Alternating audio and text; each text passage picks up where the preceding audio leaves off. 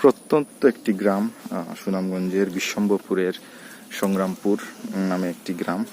এই জায়গায় প্রায় মোর দেন 40টা ফ্যামিলিস এর বসবাস।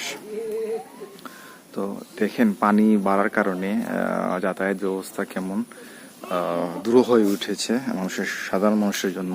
তো আমরা আসার সময় নৌকা করে আসছি, তো অর্ধেক পথ খালি পায়ে হাঁটতে হয়েছে, আমাদের পায়ে জুতা নাই, জুতা আমরা নৌকায় রেখে আসছি।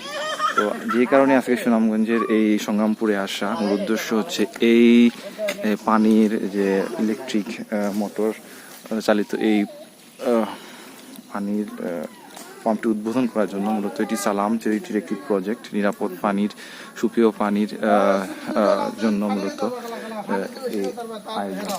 তো এটা মূলত একটা কমিউনিটিকে দেওয়া হয়েছে, এই এলাকার 40টা থেকে 45টা ফ্যামিলির বসবাস।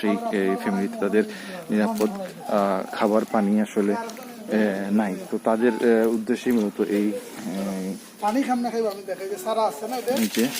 উদ্দেশ্যে মূলত এই ইলেকট্রিক বা মোটর চালিত পাম্পটি উদ্বোধন করা হয়েছে, আজকেই হবে। তো আমরা আসছি মূলত উদ্বোধন করার জন্য। এটা মূলত ওয়ান কাইন্ড অফ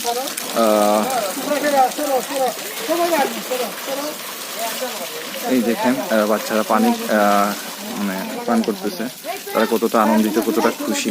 কারণ হচ্ছে কারণ নিরাপদ পানি যদি পান করা যায় ঠিক মতো, তাহলে অনেক রোগ জীবাণু থেকে কিন্তু বাঁচা যায়। তো আজকেই মূলত এটার উদ্বোধন হইল। আসলে সালাম চ্যারিটিকে ধন্যবাদ দিই আমরা।